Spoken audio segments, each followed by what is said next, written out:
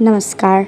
ये रामायण कथा पूरी तरह से श्रीमद् वाल्मीकि रामायण के ऊपर आधारित है। यदि आप इसका निरंतर श्रवण करते रहना चाहते हैं तो इस चैनल को सब्सक्राइब जरूर कर लें और आगे आने वाली सभी पॉडकास्ट के नोटिफिकेशन के लिए बेल आइकन को भी ज़रूर से प्रेस कर दें।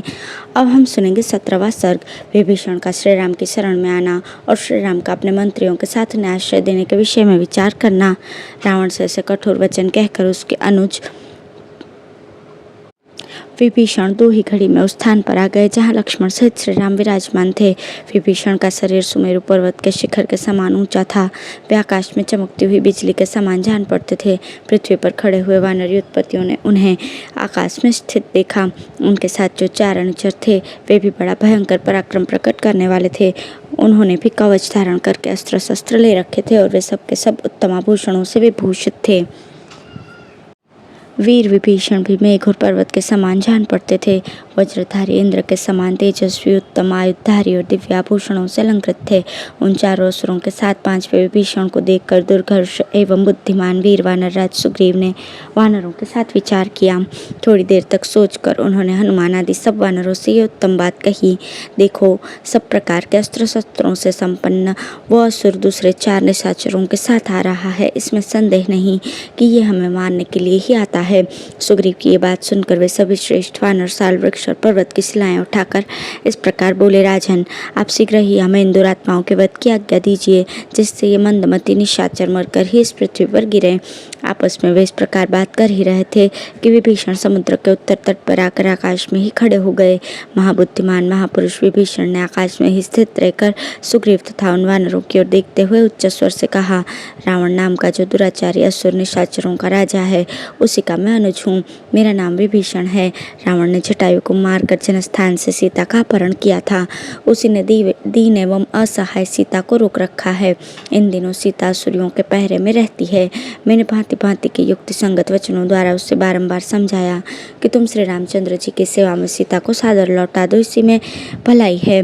यद्यपि मैंने ये बात उसके हित के लिए ही कही थी, तथापि काल से प्रेरित होने के कारण रावण ने मेरी बात नहीं मानी। ठीक उसी प्रकार जैसे मरणासन्न पुरुष औषध नहीं लेता, यही नहीं, उसने मुझे बहुत सी कठोर बातें सुनाई और दास की भांति मेरा अपमान किया।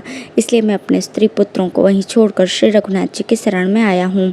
वानरों, जो समस्त लोगों को शरण देने वाले हैं, उन महात्मा श्री रामचंद्र जी के पास जाकर शीघ्र मेरे आगमन की सूचना दो और उनसे कहो, शरणार्थी विभीषण सेवा में उपस्थित हुआ है। विभीषण की ये बात सुनकर शीघ्रगामी सुग्रीव ने तुरंत ही भगवान श्री राम के पास जाकर लक्ष्मण के सामने ही कुछ आवेश के साथ इस प्रकार कहा, प्रभु, आज कोई वैरी जो असुर होने के कारण पहले हमारे शत्रु रावण की सेना में सम्मिलित हुआ था, अब अकस्मात हमारी सेना में प्रवेश पाने के लिए आ गया है। वह मौका पाकर हमें उसी प्रकार मार देगा जैसे उल्लुकों को मार देता है। शत्रुओं को संताप देने वाले रघुनंदन, अतः आपको अपने वानर सैनिकों पर अनुग्रह और शत्रुओं पर निग्रह करने के लिए कार्याकार के विचार, सेना के मोर्चेबंदी, मितयुक्त उपायों के प्रयोग तथा गुप्तचरों की नियुक्ति आदि के विषय में सतत सावधान रहना चाहिए। ऐसा करने से ही आपका कल्याण होगा। यह असुर लोग मनमाना स्वरूप धारण कर सकते हैं। इनमें अंतर्ध्यान होने की भी शक्ति होती है। सुरवीर और मायावी तो यह होते ही हैं, इसलिए इनका कभी विश्वास नहीं करना चाहिए। संभव है यह असुर राज रावण का कोई गुप्तचर हो।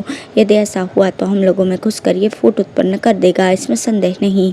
अथवा ये बुद्धिमान असुर छिद्र पाकर हमारी विश्वस्त सेना के भीतर घुसकर कभी स्वयं ही हम लोगों पर प्रहार कर बैठेगा, इस बात की भी संभावना है।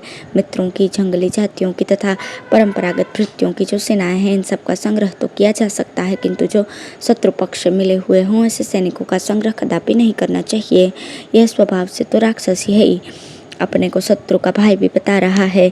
इस दृष्टि से ये साक्षात हमारा शत्रु ही यहाँ आ पहुँचा है, फिर इस पर कैसे विश्वास किया जा सकता है।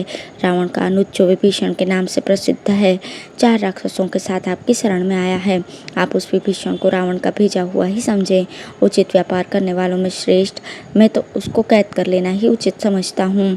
मुझे तो ऐसा जान पड़ता है कि असुर रावण के कहने से ही यहाँ आया है। इसकी बुद्धि में कुटिलता भरी है। यह माया से छिपा रहेगा तथा आप इस भूत पर पूरा विश्वास करके इसकी ओर से निश्चिंत हो जाएंगे, तब ये आप ही पर चोट कर बैठेगा। इसी उद्देश्य से इसका यहाँ आना हुआ है। यह महाक्रूर रावण का भाई है, इसलिए इसे कठोर दंड देकर इसके मंत्रियों सहित मार देना चाहिए। बातचीत की कला जानने वाले एवं रोष में भरे हुए सेनापति सुग्रीव प्रवचन कुशल श्री राम से ऐसी बातें कहकर चुप हो गए। सुग्रीव का वो वचन सुनकर महाबली श्री राम अपने निकट बैठे हुए हनुमान आदि वानरों से इस प्रकार बोले। वानरराज सुग्रीव ने रावण के अनुज विभीषण के विषय में जो अत्यंत युक्तियुक्त बातें कही है वे तुम लोगों ने भी सुनी है।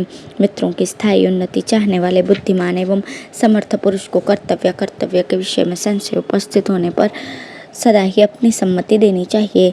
इस प्रकार सलाह पूछी जाने पर श्री राम का प्रिय करने की इच्छा रखने वाले वे सब वानर आलस्य त्याग कर उत्साहित होकर सादर अपना मत प्रकट करने लगे। रघुनंदन, तीनों लोकों में कोई ऐसी बात नहीं जो आपको ज्ञात न हो, तथापि हम आपके अपने ही अंग हैं। अतः आप मित्र भाव से हमारा सम्मान बढ़ाते हुए हमसे सलाह पूछते हैं। आप सत्यव्रती, सूरवीर, धर्मात्मा, सुदृढ़, पराक्रमी, जांच बूझकर काम करने वाले, स्मरण शक्ति से संपन्न और मित्रों पर विश्वास करके उन्हीं के हाथों में अपने आप को सौंप देने वाले हैं। इसलिए आपके सभी बुद्धिमान एवं सामर्थ्यशाली सचिव एक एक करके बारी बारी से अपने युक्तियुक्त विचार प्रकट करें। वानरों के ऐसा कहने पर सबसे पहले बुद्धिमान वानर अंगद विभीषण की परीक्षा के लिए सुझाव देते हुए श्री रघुनाथ जी से बोले, भगवान, विभीषण शत्रु के पास से आया है, इसलिए उस पर अभी शंका ही करनी चाहिए। उसे सहसा विश्वास पात्र नहीं बना लेना चाहिए। बहुत से सट्टापूर्ण विचार रखने वाले लोग अपने मनोभाव को छिपाकर विचरते रहते हैं और मौका पाते ही प्रहार कर बैठते हैं। इससे बहुत बड़ा अनर्थ हो जाता है। अतः गुण दोष का विचार करके पहले ये निश्चय कर लेना चाहिए कि इस व्यक्ति से अर्थ की प्राप्ति होगी या अनर्थ की। यदि उसमें गुण हो तो उसे स्वीकारे और यदि दोष दिखाई दे तो त्याग दे। महाराज, यदि उसमें महान दोष हो तो निस्संदेह उसका त्याग कर देना ही उचित है। गुणों की दृष्टि से यदि उसमें बहुत से सद्गुणों का होना ज्ञात हो तभी उस व्यक्ति को अपनाना चाहिए। तदंतर सरभ ने सोच विचार कर यह सार्थक बात कही। श्री राम, इस विभीषण के ऊपर शीघ्र कोई गुप्तचर नियुक्त कर दिया जाए। सूक्ष्म बुद्धि वाले गुप्तचर को भेजकर उसके द्वारा यथावत रूप से उसकी परीक्षा कर ली जाए। इसके पश्चात यथोचित रीति से उसका संग्रह करना चाहिए। इसके पश्चात परम चतुर जाम्बवान ने शास्त्रीय बुद्धि से विचार करके ये गुणयुक्त दोष रहित वचन कहे। असुरराज रावण बड़ा पापी है। उसने हमारे साथ वैर बांध रखा है और ये विभीषण उसी के पास से आ रहा है। वास्तव में न तो इसके आने का ये समय है और न स्थान, इसलिए इसके विषय में सब प्रकार से सशंक ही रहना चाहिए। तदंतर नीति और अनीति के ज्ञाता तथा वाग वैभव से संपन्न महेंद्र ने सोच विचार कर ये युक्तियुक्त उत्तम बात कही। महाराज, ये विभीषण रावण का अनुज है, इसलिए इससे मधुर व्यवहार के साथ साथ धीरे धीरे सब बातें पूछनी चाहिए। फिर इसके भाव को समझकर आप बुद्धिपूर्वक ये निश्चय करें कि ये दुष्ट है या नहीं। इसके पश्चात जैसा उचित हो वैसा करना चाहिए। तत्पश्चात सचिवों में श्रेष्ठ और संपूर्ण शास्त्रों के ज्ञान जनित संस्कार से युक्त हनुमान जी ने ये श्रवण मधुर, सार्थक, सुंदर और संक्षिप्त वचन कहे। आप बुद्धिमानों में उत्तम, सामर्थ्यशाली और वक्ताओं में श्रेष्ठ हैं। प्रभु, यदि बृहस्पति भी भाषण दे तो वे अपने को आपसे बढ़कर वक्ता नहीं सिद्ध कर सकते। मैं जो कुछ निवेदन करूँगा वो वाद विवाद या तर्क स्पर्धा, अधिक बुद्धिमत्ता के अभिमान या किसी प्रकार की कामना से नहीं करूँगा। मैं तो कार्य की गुरुत्ता पर दृष्टि रखकर जो यथार्थ समझूंगा वही बात कहूँगा। आपके मंत्रियों ने जो अर्थ और अनर्थ के निर्णय के लिए गुण दोष की परीक्षा करने का सुझाव दिया है उसमें मुझे दोष दिखाई देता है, क्योंकि इस समय परीक्षा लेना कदापि संभव नहीं। विभीषण आश्रय देने के योग्य हैं या नहीं, इसका निर्णय उसे किसी कार्य में नियुक्त किए बिना नहीं हो सकता और सहसा उसे किसी कार्य में लगा देना भी मुझे सदोष ही प्रतीत होता है। आपके मंत्रियों ने जो गुप्तचर नियुक्त करने की बात कही उसका कोई प्रयोजन न होने से वैसा करने का कोई युक्तियुक्त कारण दिखाई नहीं देता।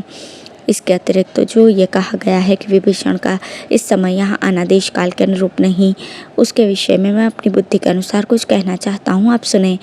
उसके यहाँ आने का यही उत्तम देश और काल है। यह बात जिस प्रकार सिद्ध होती है वैसा बता रहा हूँ। विभीषण एक नीच पुरुष के पास से चलकर एक श्रेष्ठ पुरुष के पास आया है। उसने दोनों के दोषों और गुणों का विवेचन किया है। तत्पश्चात रावण में दुष्टता और आप में पराक्रम देख वो रावण को छोड़कर आपके पास आ गया है, इसलिए उसका यहाँ आगमन सर्वथा उचित और उसकी उत्तम बुद्धि के अनुरूप है। राजन, किसी मंत्री के द्वारा जो ये कहा गया है कि अपरिचित पुरुषों द्वारा इससे सारी बातें पूछी जाएं, इसके विषय में मेरा जांच बूझकर निश्चित किया हुआ विचार है जिससे आपके सामने रखता हूँ। यदि कोई अपरिचित व्यक्ति ये पूछेगा कि तुम कौन हो, कहाँ से आए हो, किस लिए आए हो इत्यादि, तब कोई बुद्धिमान पुरुष सहसा उस पूछने वाले पर संदेह करने लगेगा और यदि उसे ज्ञात हो कि सब कुछ जानते हुए भी मुझसे झूठे झूठ ही पूछा जा रहा है, तब सुख के लिए आए हुए उस नवागत मित्र का हृदय कली शुद्ध हो जाएगा। इसके अतिरिक्त किसी दूसरे के मन की बात को सहसा समझ लेना असंभव है। बीच बीच में स्वर भेद से आप अच्छी तरह ये निश्चय कर लें कि ये साधु भाव से आया है या असाधु भाव से। इसकी बातचीत से भी कभी इसका दुर्भाव नहीं लक्षित होता। इसका मुख भी प्रसन्न है, इसलिए मेरे मन में इसके प्रति कोई संदेह नहीं। दुष्ट पुरुष कभी निशंक एवं स्वस्थ चित्त होकर सामने नहीं आ सकता। इसके अतिरिक्त इसकी वाणी भी दोषयुक्त नहीं है, अतः मुझे इसके विषय में कोई संदेह नहीं। कोई अपने आकार को कितना ही क्यों न छुपाए, इसके भीतर का भाव कभी नहीं छिप सकता। बाहर का आकार पुरुषों के आंतरिक भाव को बलात् प्रकट कर देता है। विभीषण का यहाँ आगमन रूप जो कार्य है वो देश काल के अनुरूप ही है। ऐसा कार्य यदि योग्य पुरुष के द्वारा संपादित हो तो अपने आप को शीघ्र सफल बनाता है। आपके उद्योग रावण के मिथ्याचार, वाली के वध और सुग्रीव के राज्याभिषेक का समाचार जान सुनकर राज्य पाने की इच्छा से यह समझ बूझ कर ही यहाँ आपके पास आया है। इन्हीं सब बातों को दृष्टि में रखकर विभीषण का संग्रह करना, उसे अपना लेना मुझे उचित जान पड़ता है। बुद्धिमानों में श्रेष्ठ श्री रघुनाथ जी, इस प्रकार इस राक्षस की सरलता और निर्दोषता के विषय में मैंने यथाशक्ति निवेदन किया। इसे सुनकर आगे आप जैसा उचित समझे वैसा करें। इस प्रकार श्री वाल्मीकि निर्मित रामायण आदि काव्य के युद्ध कांड में 17वां सर्ग पूर्ण हुआ। धन्यवाद।